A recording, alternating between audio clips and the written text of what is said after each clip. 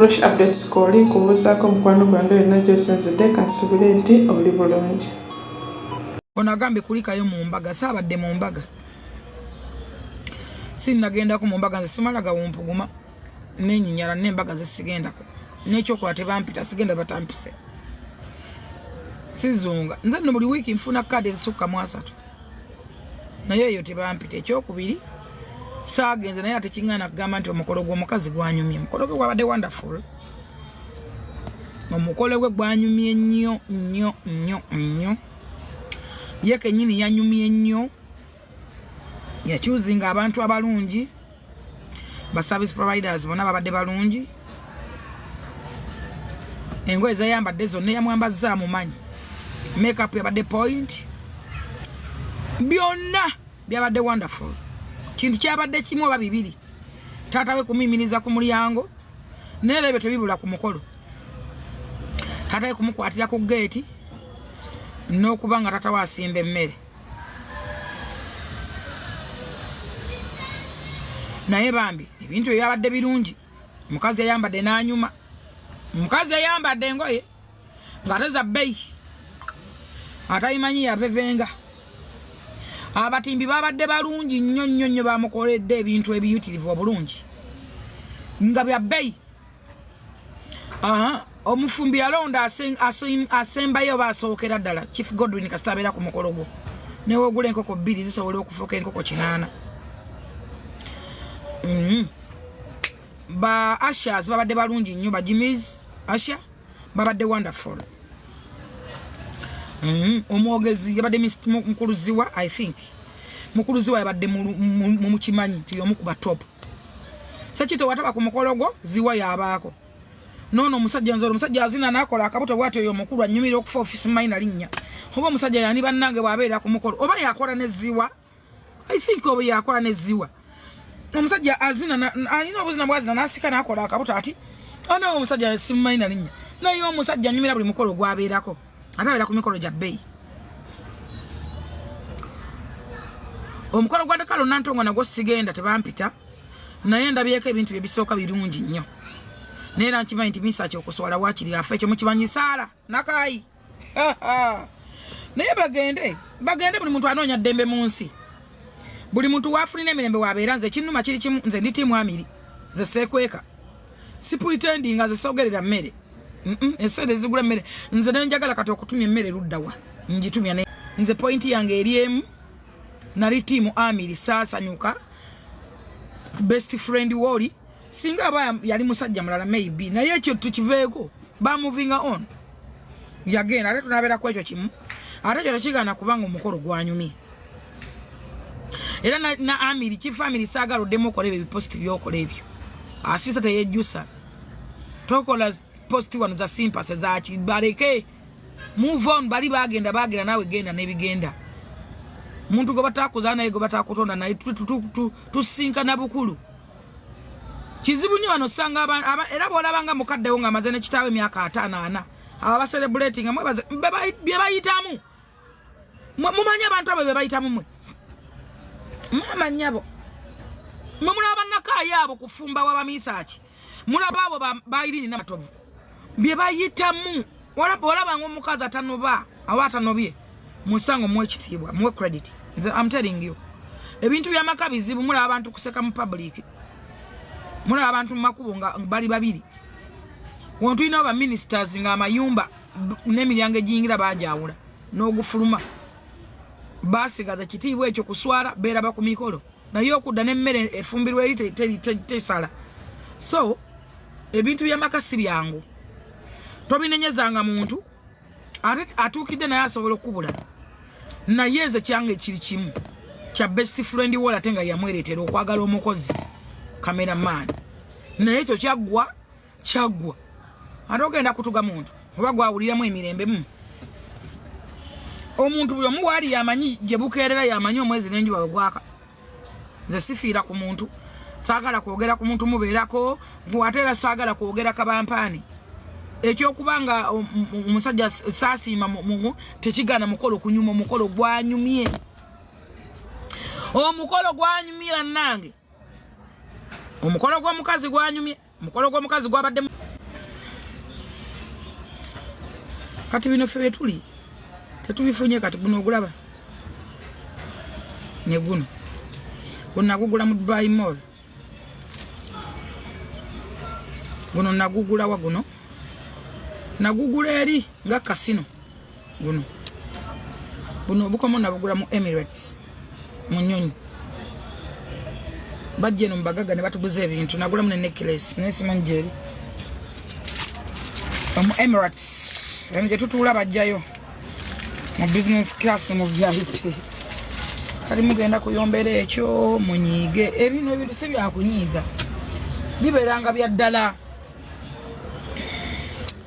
Dubai Mall yes nagenda awo nenda ba ku dancing water nambula ku Dubai Mall nakwatako ku bugato nalaba shira gasumba nga ayingidde eri edduuka lye nalimu nalamuza katopo kamunga ka milioni 18 nafuluma emisinde nafuluma emisinde naye nga n'okwevunga kwekevunzevunze ng'enteka eridde nenamuza bitupisi ne banga milioni 12 waliwo amaduuka awo ge nayingira mu kulika simanyi Louis Vuitton simanyani nagulawo ne perfume banguza ne perfume milioni 3 awo kudoba era nze abantu abagula ebintu mbatiira ddala sana kumanyira muntu agula mu Dubai Mall kintu waliwo amaduuka nali nani oba nane kimunana nali nani nali ne Big Spender ne Don Rajab naye siriddamu kulamuza kintu mu Dubai Mall njiyitako nga faza ayita ku ssabo ate otyo okufuluma nga tolina kyoguzeemu n'okwata kakomo ne bakagamba milioni 3 temuli bya mitwalo 2 mitwalo 10 tebirimu siddamu giyingira enkuze kutuuka wano sirabanga ku mukolo gwa kwanjula gye baaniriza taata nga mugenyi taata ne mutuuka n'okumuyisaako kabbomu detekita ne mwanyinaze Beki weekoze bintu oba oli mu video shoot enewe byonna bisoboka abaana abawala bwe mufuna essente okusinga abalala mu kika nga mwekola ebintu naye ekinjiza enviiri ku mutwe kwe kulaba taata nga bavuga wanika emikono mangu katulabe eno magulu ne bannange monzeno sabanga ofune mu kantu mu nsawo oba oli musajja oba oli mukazi bannange omuntu omunaku ajogebwa ku nseno babuulira ate nammwe abaana bwe mufunanga essente temujoganga bantu omukolo gwakwanjula gubeera mu maka ga taata gwa taata yabeera omukulu okusinga buli mu yennaawo standa by'omwana ng'ayisa ku taata kabbomu detekita netegeera mwanyinazo oba oli mu katemba ki naye kyonna ky'olimu nkakasa ku luno ogenda kufiira mu firimu yo abaagala okugenda ebweru mukimanye wange oteekamu akasenteko nga visa ekuli mu ngalo neetaaga abaana ab'obuwala emirimu giri Dubai n'abavubuka kusitula migugu ku kisaawe kwaniriza abantu n'abo abasobola okukola obwakkiriina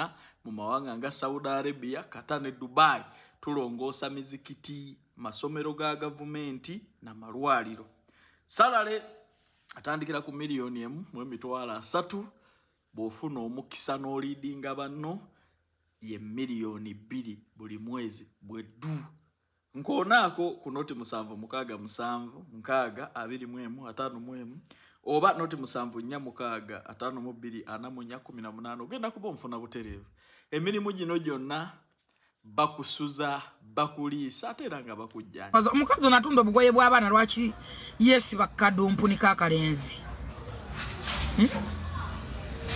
omukazi oyo ajja kuswala lumu akalenzi kali mukubira ku akalenzi kajja kaabira mu bantu oba kajja kumutuga kapo yagaanira ddala okukwatagana tebinyuma ate ye ayagala nnyo bambi ndowooza ayagala nnyo akalenzi akaziteka gatta kalinga akayina enkobogo kayimirira kambala opane kayimira amagulu gera kakola kati oba bagamba lasi gagongo bala abamu mubererewo okwoto mulenze mutekako enga utakwata kaziringa nnema halinga akwenyalazi azikola ati oba emikono gye emirema oba gye tegirina maanyi gwe nobeeranga buli wabeera akuswalizaawo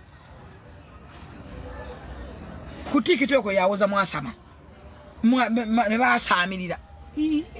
Which kind of that boy? That is a young boy. Mumulekera obuwalawala buto. Mumulekera abwana bwammwe. Omuntu akusalizanga mu bantu we wali nnyo okutambula naye. Oba omuntu atukukwatako mu public olwo mubeera mweka. Kianona tanna kifuna wanaakiweza ajja kugenda. Taliiwo oyo. Oyo tiye taliiwo. Anytime. Wadde okyegumya byoyitamu obiina nojja ne weegumya ne bawoza end in tears naye oyo ye taliiwo. Njagala omubalenga missed call. Ye taliiwo. Yajja kunyumunguza kyabala tekinnagatta bugasi. Ne kasa kirigwa ne kirigatta. Figa naye gatta. Ojja musanga ku mabiito. Naye ye taliiwo. Wandibadde okuŋŋaanya obugoye bw'abaana obwo n'okapite waabo n'omuzza ku akawunti. Omusajja atunulanga abinda abaya lumu ajja kukabira mu bantu atulika kuba omulanga. Abasajja banaye mubakaka nnyo ebyaddala mubakaka ono ye alabika nti mumukaka n'oli gwe bawasizza naye alaga nti akakibwala kuba ye talina kiddako. Ono nno muyayemu guno musege owoono ow'obugoye musege naye oli ye akyalimu olutaala oli kameramaani alimu oluyunga ajja kufumba. Ale kati bamumaze aliko empeta naye mubanga mugabana ebintu emutokabiriranga muwasa obulenzi obwo kajja ojja kabulira kagende mu kooti kabanje ebintu oba kakubajje. Naye nze saagala kwogera kubaagalana mwe munsokoola wano ebintu by'abaagalana bizibu. Ebintu by'abaagalana bizibu naye waliwo kyolabira ddala. Kati problem bambi gyalina ndowooza walaba abamirembe n'ensambya naye nayagala babimukole ate gye mikwano gye bajje bbi ne CEO mbabi ndo zanayagala babimukole kumbe tamanyi nti ali ku kafodo ngonyama ya okafu yafuna kabuyi owente nkadde akalenzi kalinga akalema tekagala mukwatako tekagala mutunulira ono munanga bwe yesasa akunukiriza ati kali kalinga emmando katunula eriwo kala yambala bannange muve ku bulenzi obwo. Abakazi abakulu ngaffe muve ku bulenzi obwo. Myaka gyo watomera akantu akafu kajja kukabira mu bantu kajja kuba omulanga kasaba buyambi. Waki toddamu kutambula naye muleke batali free mu public naawe tomweta ku TikTok. Bye byonno wekumire ku Grosh Updates. Bye for now.